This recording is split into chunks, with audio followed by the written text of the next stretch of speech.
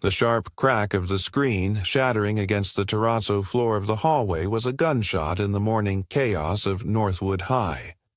The sea of students parted instantly, their chatter dying into a stunned, gleeful silence. Mr. Vance didn't raise his voice. He didn't need to. His presence was enough, a cool, contained storm in a perfectly tailored gray suit.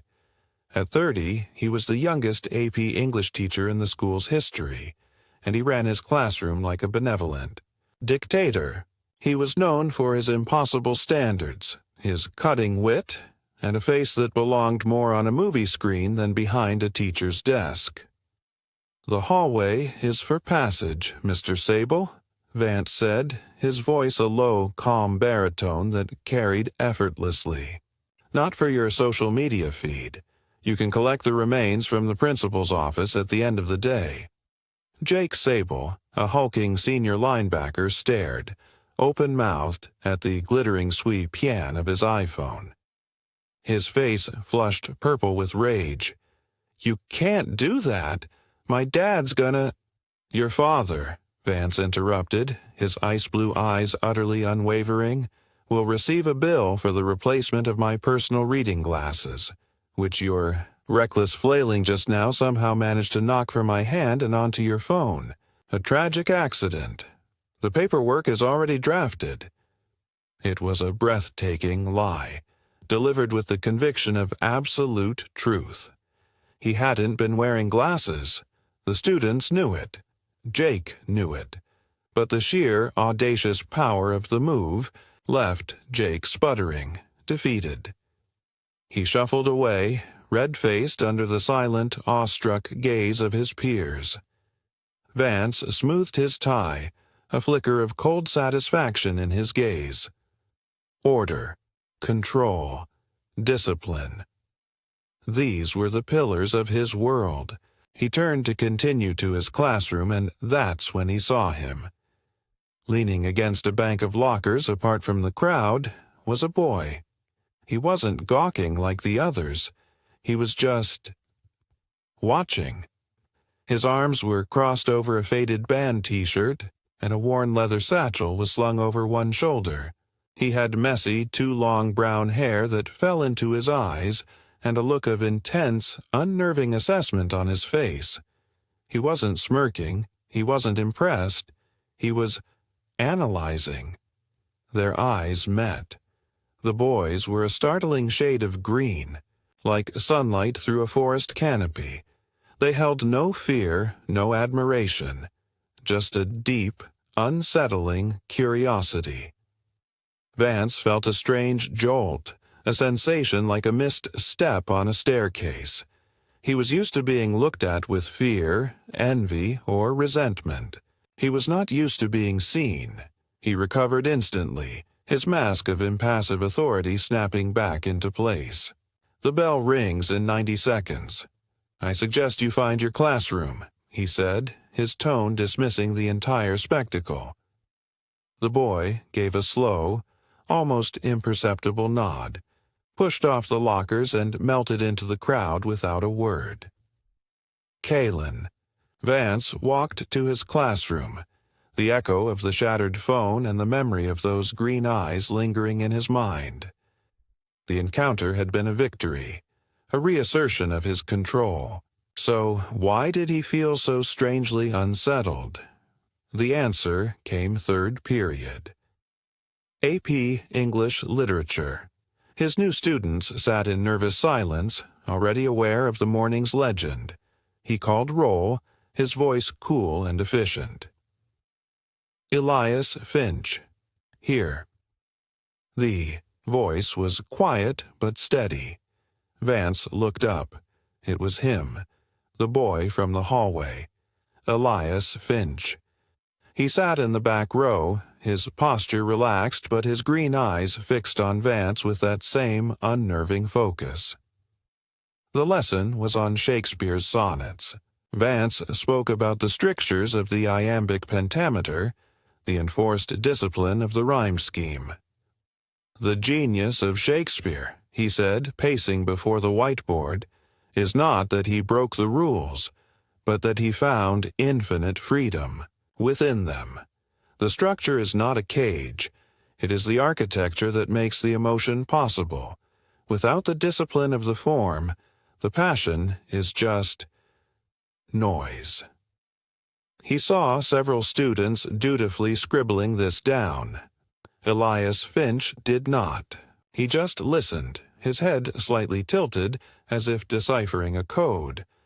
"Sonnet 18, Vance said. "Shall I compare thee to a summer's day?"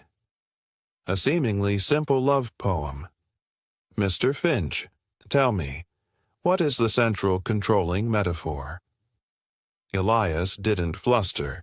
He didn't even look down at his text. He held Vance's gaze. "It's not a metaphor of comparison, sir. It's a metaphor of preservation," he said, his voice clear in the quiet room. "He's not saying she is like a summer's day. He's saying a summer's day is flawed. It ends. But his poetry won't. The discipline of the verse is how. He defeats time. It's the only thing that can make beauty permanent." The class was silent. Vance was silent. The answer was not just correct, it was profound. It was a mirror of the very point Vance had just made, but articulated with a depth of understanding that was rare for an 18-year-old. A slow smile touched Vance's lips, a genuine one this time. "Exactly," he said, and the word felt like a prize. "The verse is the vessel. The emotion is the wine." Elias held his gaze for a moment longer, and a faint answering smile touched his own lips before he looked down. Kalen Vance felt that strange jolt again. This boy was not what he expected. The first essay assignment was on the nature of tragedy in Macbeth. The papers came in. Most were competent, some were good. Elias Finch's was a mess. It was a full week late, for starters. The prose was brilliant, searingly, insightful, beautifully phrased, but it was structurally chaotic. Arguments meandered. Paragraphs ran for a page. It was a wild, untamed river of ideas with no banks to hold them. Vance graded it with a furious red pen. At the top, he circled the C and wrote in his precise script, "See me after class. This is intellectual laziness." Elias arrived at his desk after the room had cleared. He didn't look contrite. He looked tired. "This is not acceptable." "Elias," Vance began, tapping the paper, "your ideas are extraordinary. Your execution is a disaster. Talent is meaningless without the discipline to shape it. You are building a mansion on a foundation of sand." Elias's jaw tightened. "The ideas matter. The rest is just formatting." "Is that so?" Vance leaned back in his chair. "And if Shakespeare had decided iambic pentameter was just formatting, we would never have heard of him. Your lack of discipline is an insult to your own mind." He saw the words land, saw a flicker of something vulnerable behind the defiance. This wasn't laziness. This was something else. "From now on," Vance said, a decision forming that felt both professional and dangerously personal, "you will bring me your outlines. You will show me your drafts. You will report to this classroom every Tuesday and Thursday after school. We will build the architecture for your ideas. Is that understood?"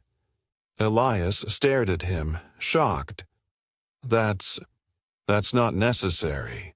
"It is," Vance said, his voice leaving no room for argument. "I will not stand by and watch you waste this. Be here." 3:30. The Tuesday sessions began.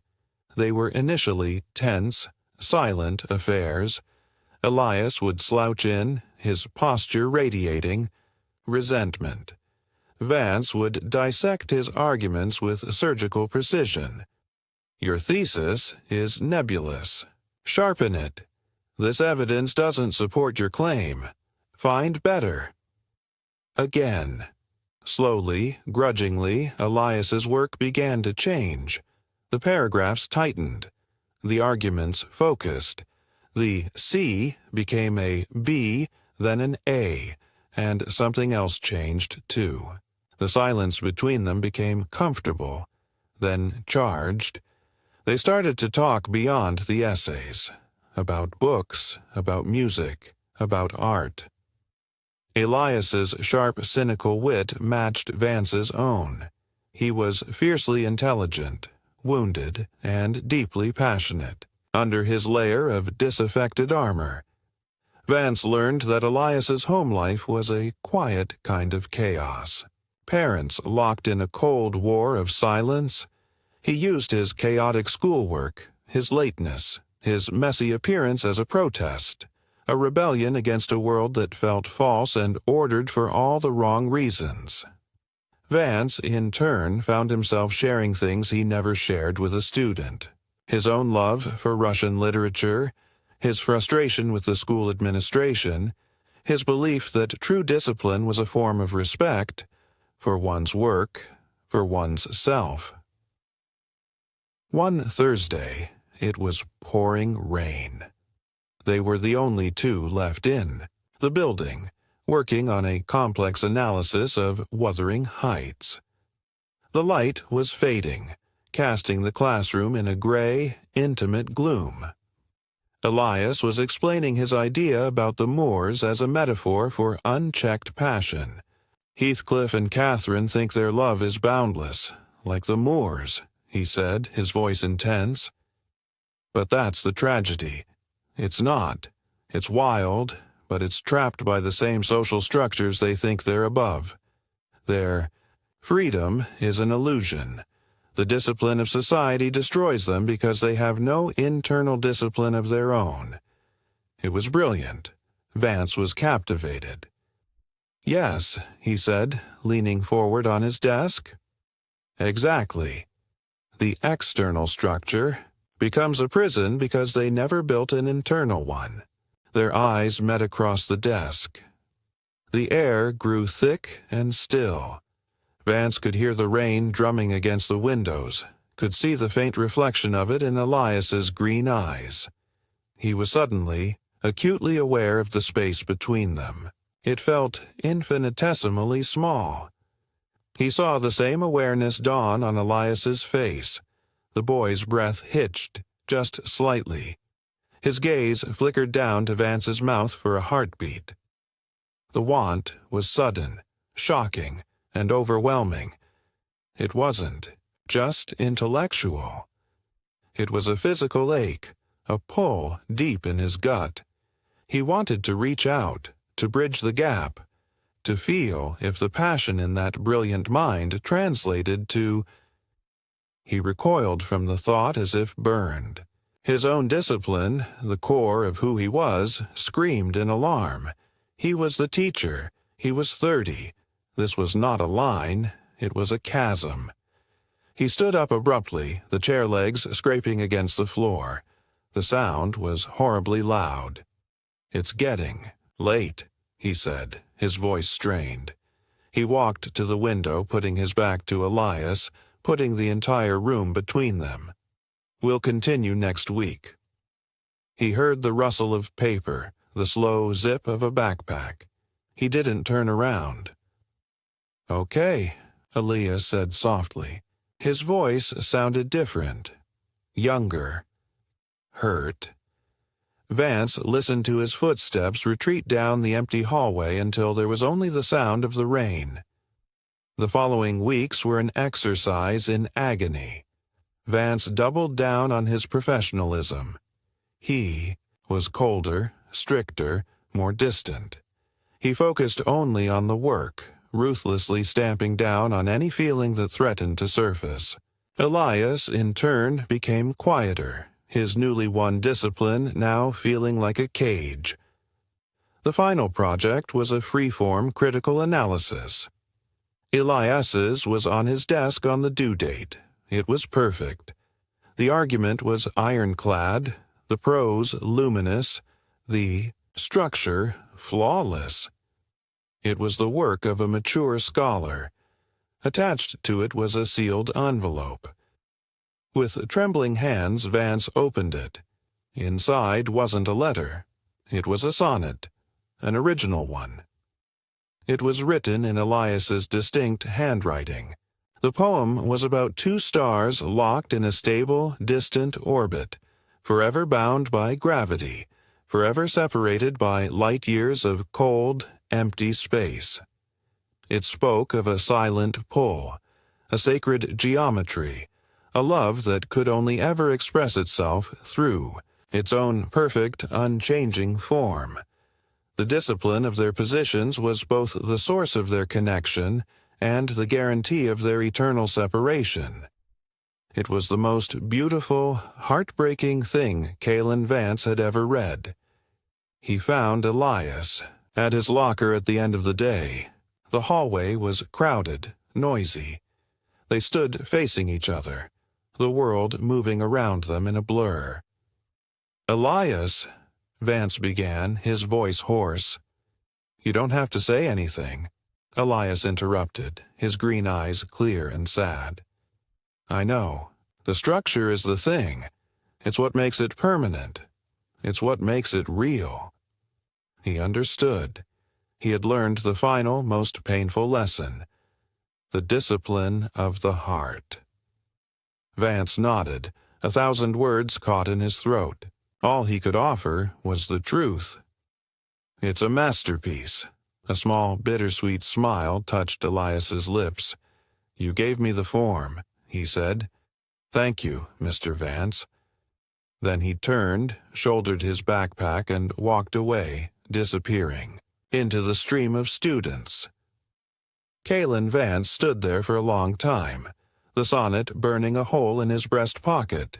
He had taught Elias about discipline, and Elias had taught him that the deepest, most profound love sometimes looks like letting go, and that the most enduring connections are often built not on what is said, but on what is beautifully, tragically, and forever left unsaid. The structure held, and it was enough.